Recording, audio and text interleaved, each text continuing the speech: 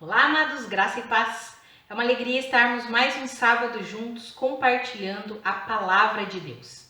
Hoje eu quero compartilhar com você as duas cartas para as igrejas de Sardes e de Filadélfia. Só fazendo um remember aí, o que nós já falamos até aqui. Nós trouxemos esse estudo aí sobre as mensagens, sobre as cartas do Apocalipse, no intuito de nós vermos dois aspectos que nós podemos trazer para os nossos dias de hoje, que é um chamado de Deus para o arrependimento, aprendendo com essas cartas aquilo que Deus nos chama para nos arrependermos, se nós estivermos vivendo desse jeito errado, em pecado, em formas que não agradam a Deus, e Deus nos chama para nos arrependermos. E também sobre o ambiente em que cada igreja estava inserida. Nós podemos aprender muito sobre o ambiente em que nós estamos inseridos. Seja um ambiente externo, o mundo, a cidade em que vivemos, o país em que vivemos, ou seja o ambiente interno, a congregação da qual nós fazemos parte. Então nós precisamos trazer para a nossa realidade, vermos o que nós podemos nos arrepender, se existe algo para nos arrependermos, e que nós possamos sempre liberar o nosso coração em humildade para receber a correção do Senhor. Nós precisamos receber a disciplina do Senhor, a correção, a instrução do Senhor com humildade, com temor, com reverência a Deus. Por isso o Senhor escreveu essas cartas. Nós já vimos que essas cartas têm três aspectos, O aspecto histórico, foram cartas escritas para igrejas daquele tempo, essas igrejas existiram. O aspecto escatológico, que nós podemos aprender muito a respeito das características predominantes da igreja ao longo dos anos, até a volta de Jesus. E o aspecto profético, que é o que eu estou compartilhando com você, trazendo para os nossos dias, essas realidades, essas verdades dessas cartas, trazendo para o nosso dia, para a nossa vida, para o ambiente em que nós vivemos, o que precisamos fazer. Às vezes Deus nos coloca para orarmos, intercedermos pela nossa liderança, pelos nossos irmãos, para que de fato haja um arrependimento genuíno, e nós precisamos viver assim, receber a direção de Deus para as nossas vidas. Então hoje eu quero ler com você aqui primeiro a carta para a igreja de Sardes. Está escrito assim, lá em Apocalipse 3, do 1 ao 6. Ao anjo da igreja em Sardes, escreva: estas são as palavras daquele que tem os 7 Espíritos de Deus e as 7 estrelas. Conheço as suas obras. Você tem fama de estar vivo, mas está morto. Esteja atento, fortaleça o que resta e que estava para morrer, pois não achei suas obras perfeitas aos olhos do meu Deus. Lembre-se, portanto, do que você recebeu e ouviu. Obedeça e arrependa-se. Mas se você não estiver atento, virei como um ladrão e você não saberá a que hora virei contra você. No entanto, você tem aí em Sardes uns poucos que não contaminaram as suas vestes. Eles andarão comigo, vestidos de branco, pois são dignos. O vencedor será igualmente vestido de branco. Jamais apagarei o seu nome do livro da vida, mas o reconhecerei diante do meu Pai e dos seus anjos. Aquele que tem ouvidos, ouça o que o Espírito diz às igrejas. Olha que interessante, amados. O chamado ao arrependimento. Lembrando que essas cartas foram escritas para os pastores, ao anjo da igreja em Sardes. Então, para o líder da igreja, e aí nós vemos chamados específicos de Deus para arrependimento. Quando nós lemos as cartas, nós vemos arrependimento, tanto o líder precisa se arrepender, como a igreja. Nós vimos para a igreja de Éfeso, assim como aqui para a igreja de Sardes, um chamado direto para a liderança, Nós vimos em Tiatira, por exemplo, que o arrependimento que o pastor tinha que ter não era algo que ele em si estava cometendo de errado, mas era a tolerância que ele tinha com o erro, com o pecado. Ele precisava se arrepender disso, precisava confrontar o pecado. E aqui nessa carta para a igreja de Sardes é direto para o pastor e também para a igreja. Por quê? Porque nós vemos ali, você tem fama de estar vivo, mas está morto. E aí, mais para o final, nós vemos assim, você tem aí em Sardes uns poucos, olha só, uns poucos que não contaminaram as suas vestes. Ou seja, é uma igreja corrompida, uma igreja que tem fama de estar viva, mas está morta. Uma liderança que tem fama de estar viva, mas está morta. E aí Deus chama ao arrependimento. Fortaleça o que resta. Lembre-se daquilo que você ouviu, obedeça e arrependa-se. Amados, se nós trazermos para os nossos dias, quantos locais nós vemos assim? Tem fama de estar vivo, parece tudo lindo, mas na verdade está morto, não obedece ao Evangelho, não se rende à direção do Espírito. E aí o Senhor disse, arrependa-se, arrependa-se. Qual que é a consequência caso não se arrependa? Eu virei a você como um ladrão. O ladrão não avisa quando vai chegar. E aí eu me lembro das palavras do apóstolo Paulo para a igreja de Tessalônica, quando ele está ensinando a respeito da vinda de Jesus. E aí ele fala assim, que o Senhor Jesus virá como um ladrão. As pessoas não esperarão. No momento em que elas menos esperam, Jesus virá e efetuará juízo. Mas aí ele fala para a igreja, mas vocês não estão nas trevas para que ele venha como um ladrão. Vocês estão na luz. Então, para vocês, Jesus não virá como um ladrão. Mas para quem está nas trevas, sim, virá como um ladrão, quando eles menos esperam. E é mais ou menos isso que Jesus está falando aqui para a igreja de Sardes, para os pastores, para o pastor dessa igreja. E aí nós podemos trazer para os nossos dias, para pastores, lideranças, para igrejas que estão vivendo assim, do jeito que bem quer, do jeito que entende. Só tem fama de estar vivo, tem só aparência, mas está morto espiritualmente falando. Qual que é a consequência caso essa liderança, essa igreja não se arrependa? O Senhor virá como um ladrão, ou seja, não avisará. Quando menos se espera, vem o juízo, vem as consequências. Uma das coisas que a gente aprende estudando as cartas para as igrejas no Apocalipse é que existe juízo no Novo Testamento, amados. Muitas vezes nós negligenciamos isso, né? Mas existe. Existe juízo e nós estamos lendo aí. Nós vimos na igreja, na carta para a igreja de Tiatira, Deus falando assim, eu dei-lhe tempo, falando a respeito de Jezabel, né? Aquela mulher que se diz profetiza, tipificando homens e mulheres que são falsos profetas, falsos pastores. Deus falando, eu dei-lhe tempo para que se arrependesse. O Senhor sempre dá tempo e o Senhor sempre dá chances para o arrependimento. Mas aquelas pessoas que insistem em viver deliberadamente no pecado, não resta nada a não ser juízo. É aquilo que nós já lemos lá em Hebreus, no capítulo 10, versículo 27 em diante. Se a pessoa que conhece a verdade continua a viver deliberadamente no pecado, ou seja, intencionalmente, de propósito, sabe que está no pecado, continua a viver no pecado, não resta mais nada para ela, a não ser o juízo de Deus. Então existe juízo sim no Novo Testamento. Isso não é para trazer medo para nós, isso é para trazer temor, reverência, submissão a Deus. Sabe, amados, a palavra fala, o apóstolo Paulo escreveu para a igreja de Corinto e ele disse que a tristeza, segundo Deus, produz arrependimento. Quando nós olhamos para isso, não é para nós termos medo, oh meu Deus, será que vai vir um juízo sobre mim? Se você está com o coração rendido, amados, fique em paz, fica tranquilo. Claro que nós erramos todos os dias, mas se nós temos um coração rendido, Senhor, eu não quero viver no erro, eu não quero viver deliberadamente no pecado. É sobre isso que as cartas para a igreja do Apocalipse falam. Sobre pessoas que são teimosas, prepotentes, arrogantes, rebeldes, que vivem intencionalmente, sabem que estão no pecado e continuam a viver no pecado. Rejeitam a graça de Deus, zombam da graça de Deus, ao invés de obedecerem ao Senhor, não, continuam ali vivendo do jeito deles. Para essas pessoas, o que resta? Juízo. Não tem o que fazer, eles não aceitam a graça.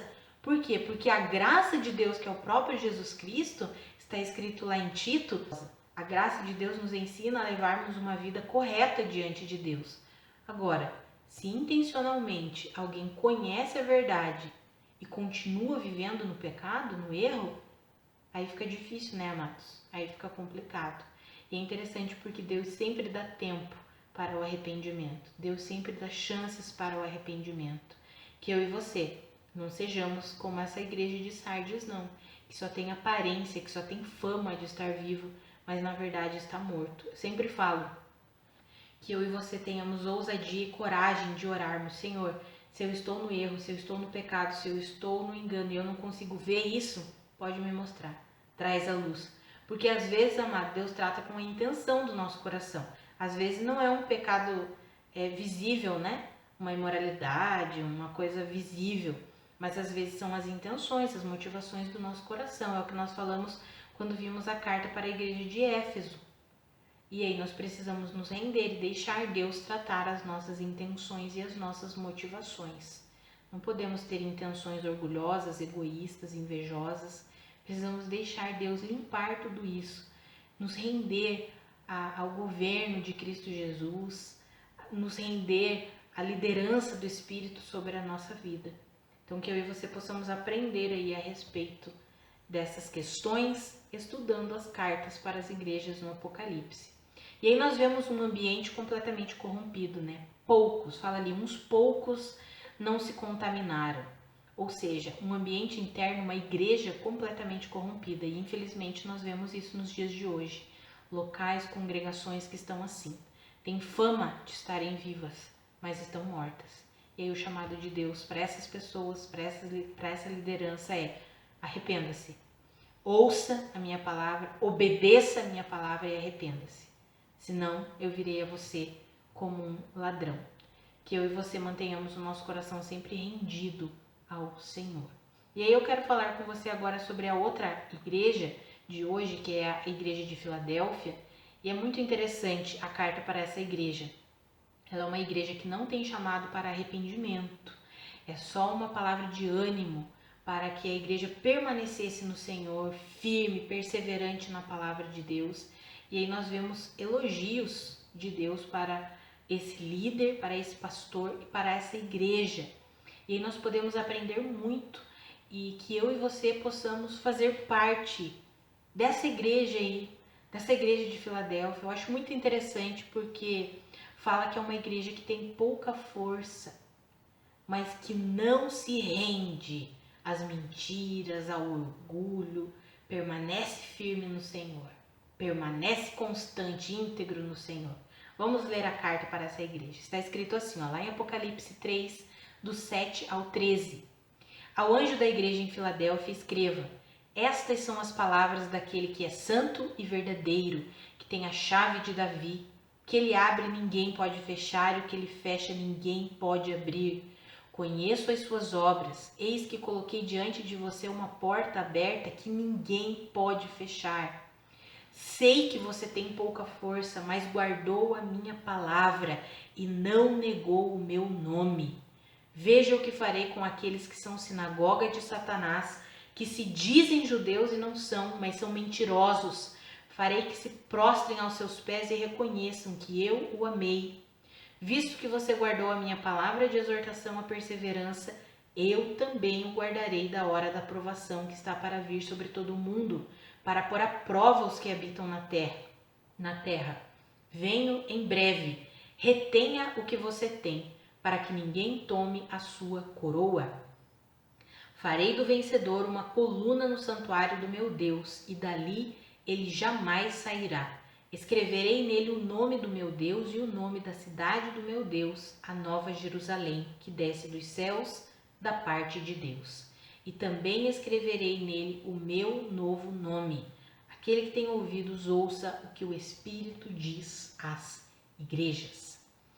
Eu acho muito interessante, né, a carta para essa igreja. Nós vemos algumas características, uma igreja rodeada por orgulhosos, mentirosos. Nós lemos ali aqueles que se dizem judeus, mas não são, são mentirosos. Vemos ali que é uma igreja que tem pouca força, talvez remetendo a ter poucas pessoas, né? Não é uma igreja tão numerosa, ou então não é uma igreja tão influente, né? tão forte assim, no sentido de influência, mas é uma igreja que está firmada na palavra, é uma igreja que está firmada no Senhor, é uma igreja que persevera, é uma igreja que compreendeu que Cristo é a sua força, que Cristo é suficiente. Sabe, amados, que eu e você sejamos assim. Que os líderes, nós como líderes, sejamos líderes assim, confiando sempre no Senhor, sabendo que é o Senhor que abre a porta, e quando é Ele que abre uma porta, ninguém pode fechar. Eu acho interessante isso, porque Ele diz assim, ó, eu conheço as suas obras, eis que eu coloquei diante de você uma porta aberta que ninguém pode fechar. Eu sei que você tem pouca força, mas guardou a minha palavra e não negou o meu nome. A palavra de encorajamento é: retenha o que você tem, para que ninguém tome a sua coroa. Retenha a fé, a perseverança, a confiança no Senhor. Essa é o encorajamento de Deus para essa igreja, para essa liderança, para esses pastores. Homens e mulheres que estão firmados na palavra, que mesmo tendo pouca força, que talvez se sintam assim incapazes, né? Quantos homens e mulheres de Deus muitas vezes se sentem incapazes de liderar, incapazes de realizar aquilo que Deus está colocando em suas mãos, mas a palavra de Deus é: mesmo você tendo pouca força, você guardou a minha palavra, você não negou o meu nome.